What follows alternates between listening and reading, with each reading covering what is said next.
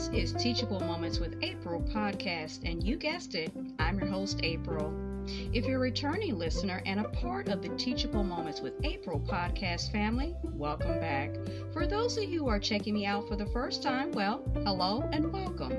To everyone listening, look for the teachable moments that are all around you. Enjoy.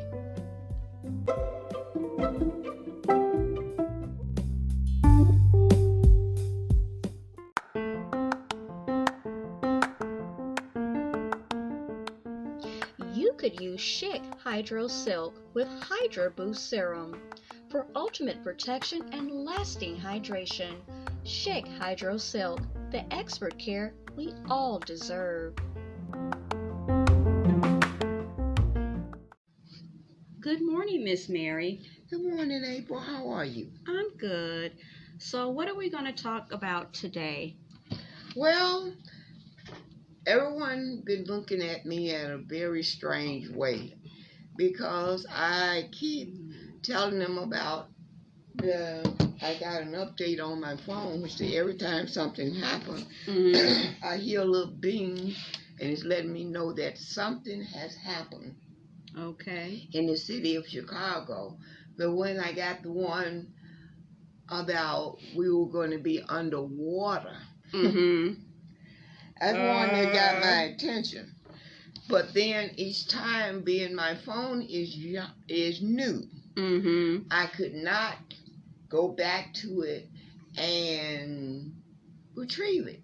Right. And so I came to the conclusion that one day it will pop up and I could show someone what it was. So this morning, April happened to be on your phone? On my phone, and it popped up. And she seemed to go a little ballistic when she said that she's going to be floating on the water. Well, the first time you told me, I believed you. I didn't doubt you. You showing me the article, you said she actually looked several times and she couldn't find it. But I believed you, and I shared something that someone had told me many years ago who used to. Oh. Incoming voice call from Willie Knoll. All right, we're back. We got a phone call. So we were talking about the recent research and talk of certain experts about Illinois sinking. Right.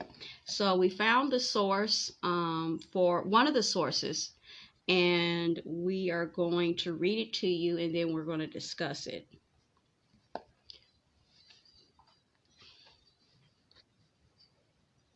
All right, so we found it. So Miss Mary found another source, but we're going to read the one that was actually published today by Newsweek. But actually, this is underneath, it looks like a radio station called Kicks 105.7. And it was written by Mark Hepspin. It says, experts warn parts of Illinois may soon be underwater. It says the scientists have gone so far as to make an interactive map to show you which parts of Illinois could soon be buried underwater. Where is this happening and why they think it will happen? Now, when I looked on this is not in the article, when I looked on my own after she told me, I don't know if I told her this, Miss Mary, is that they kept talking about stuff from as far back as 2019, at least in the media here, okay? Probably before then. And they were more centered on, of course, with downtown and the skyscrapers and the places that would produce money. Right. Big money for Illinois. So they focused on that, not necessarily talking about the other people that are actually residents of Illinois. Okay, so according to an article from Newsweek, scientists are releasing new data, showing the impact of rising sea levels on the Great Lakes. Even though the Great Lakes are freshwater, the lakes are connected to the ocean, and this could spell disaster for coastlines along the Great Lakes. I'm just going to read a little bit more, and then we're going to start to talk about it. How much could the Great Lakes water levels rise? In the article, they say baseline lake level for Lake Superior, Michigan, Huron, and Erie are expected to rise by roughly 20 to 50 centimeters, up half a meter, or 1.6 feet by 2050. The article goes on to mention the other researchers out of Michigan believe that the lakes could rise as much as 6 feet. Ooh. Okay, so they said for more information on this warning from scientists, okay, they have something where you can click more, and we're just going to start there. Me and Miss Mary are probably most likely, almost definitely going to follow this very closely, and probably click on it or whatever. I'm going to write down what the source is, and I'm going to definitely read it at my leisure. Okay, so the part that now I remember before we took a little break was that a young man that I used to work with many years ago, I forget what his name is, but he was very collegiate, and I remember making a comment to some coworkers, and we were on a field trip with the students. And I asked the question of why there were so many seagulls. It seemed like it came out of nowhere to me, even in like more urban areas, which is where we were at. And I don't remember where we went. We probably went to the zoo or some other thing. You know, during the summer months, they have like a summer camp situation. So anyway, when I was telling everybody, as obnoxious as I can be, and I asked a gazillion questions, he didn't seem annoyed like my other coworkers. Or some people were just amused by me asking 1,000 questions and then being obnoxious. He basically said very quietly, he says, "Actually, April, I have the answer." I said, "You do?" Which that catches my attention whenever somebody actually has an answer. And they don't seem annoyed by me. He says, "You know that Illinois is built on water." And then when he said that, that got everybody else's attention. And I said, "It is?" He says, "Yeah." So he went through the whole history of Illinois and how they did it. Of course, you know what I'm going to say. I don't remember all the details, but that would explain. But I don't really know why. Well, no, I do know why. Maybe it started as far back as then because you started to see all these seagulls everywhere, whether you went to the mall. Thank you, Mom. The mall or whatever. And I'm like, where are these seagulls all coming from?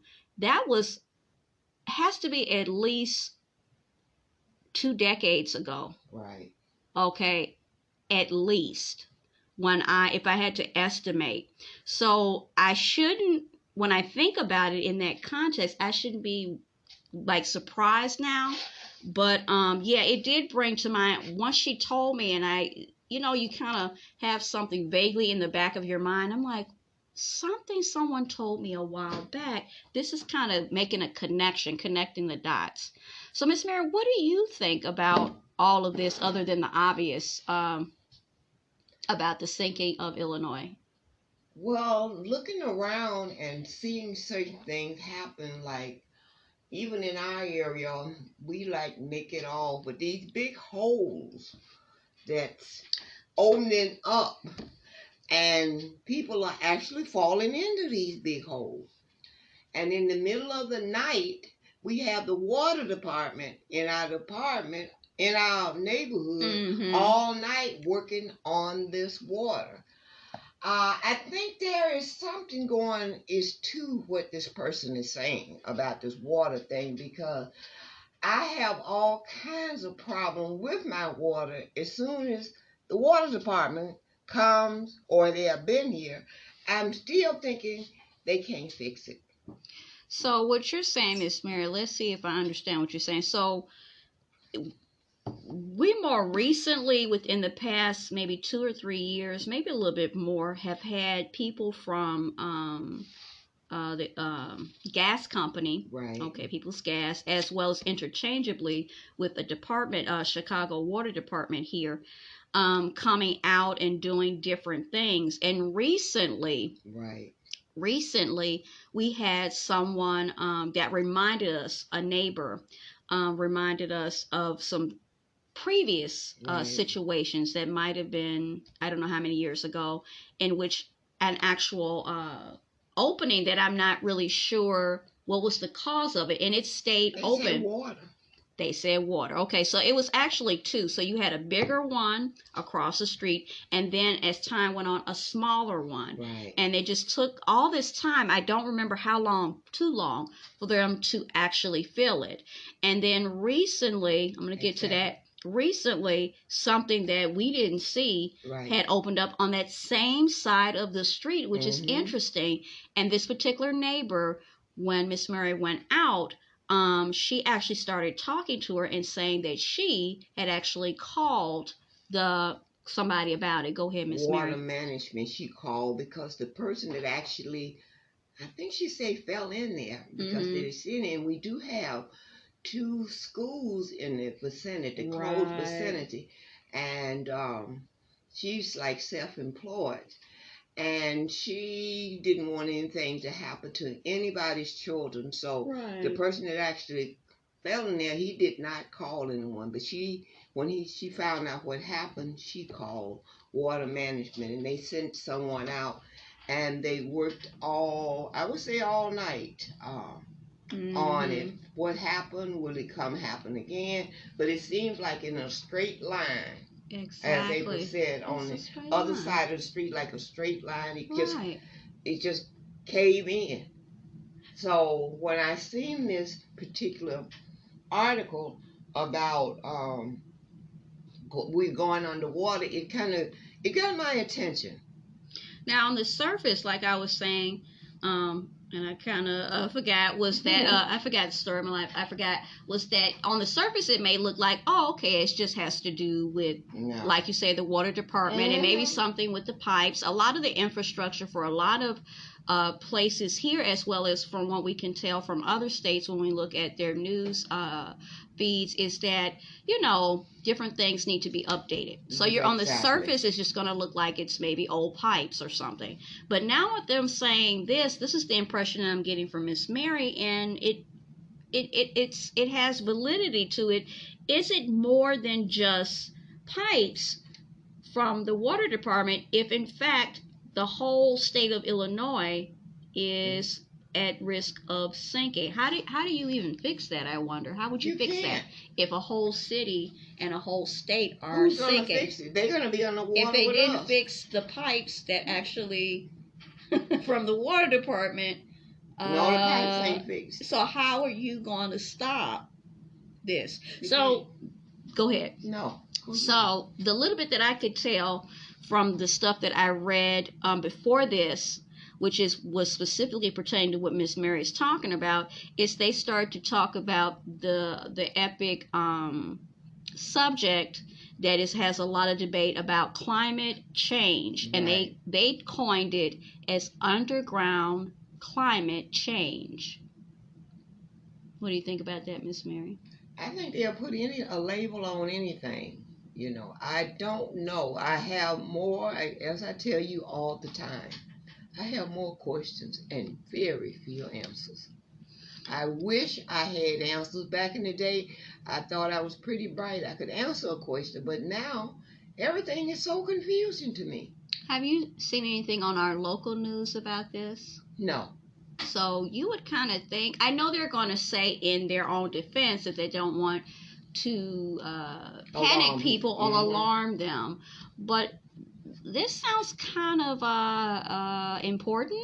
Real important. They're too busy talking about dogs and cats and all the things, although they are important. But they are important, yeah. But they don't give you anything along this line. But thanks to Miss April for hooking me up with this here Android phone. Everything that is so many things comes over here that I would like to know, and I find it on the telephone. Yeah. Well, speaking of that, I'm just going to add this. I don't want to keep Miss Mary too long. Okay. Is that I started to tell her about something, and she basically was sharing what she is now. There's so much information, and people can, no matter how resistant, resilient they are, be overwhelmed with everything that's happening in regards to, in this case, of suing. People suing everybody, because I came across something very briefly, and I do plan on going back and looking at it, is that I asked her the obnoxiousness of me asking questions, had she ever heard of a news station actually suing another public entity of the city? In this case, it would be the Chicago Police Department.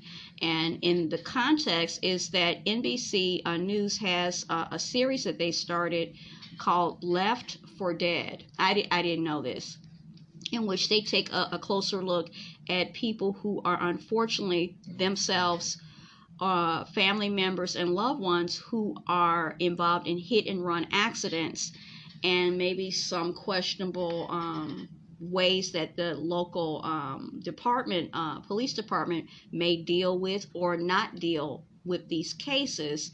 And I don't know, maybe I've forgotten. I have a bad memory. I keep saying I forget. I don't ever remember a news station actually suing. They said NBC News is suing the department, the police department, because when they requested certain documentation about this particular case that was at a local Menards with a gentleman who was retired, but he still was very much active, and he worked part-time. And unfortunately, he was involved in this hit and run, and he lost his life. So when they requested on the behalf of the daughter, this happened last year. I think the father was actually 77 years old. They were not given the documentation that they requested. So NBC News, actually sued CPD. And I was like, I had never, ever, ever heard of this. Had you, Miss Mary? Never in all my years on this earth. So I guess being a little overwhelmed, she says, I'm basically sick of hearing about people. You hear about a lot of suing. And of course, she is very sympathetic, because it can happen to any one of us as well. But I have a neighbor that's trying to sue me, and I've been here 30 years, and he moved in, and he wants to sue me. It's always, I'm just waiting for the next shoe to fall. I just don't understand all this suing people. You never hear no one say we're going to do something for the homeless. We have legal people out there to help them, to find them places, resource. We don't hear things like, only thing you turn the TV on, I see you got a line full of lawyers. They'll give you $1.2 million. Sue them. So don't listen to the insurance. Sue them. So it's just a cost. My son was shot because he was out at 3 o'clock in the morning waving a gun at a policeman. They shot him. Sue him. Sue the city. Sue the policeman. I am very fed up with the suing. I know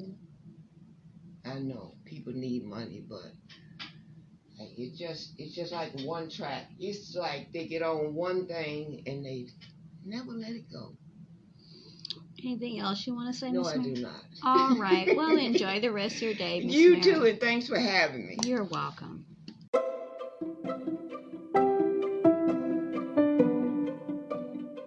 You were just listening to Teachable Moments with April podcast. I truly hope you enjoyed this episode. We invite you to stay connected with us on our other social media platforms: TikTok, Pinterest, Instagram, Threads, YouTube, and now Rumble. You can also leave us feedback in 3 ways: in the Interact features section on the Spotify app, voice messages to the podcast through our customized link, or at teachablemomentswithapril@gmail.com.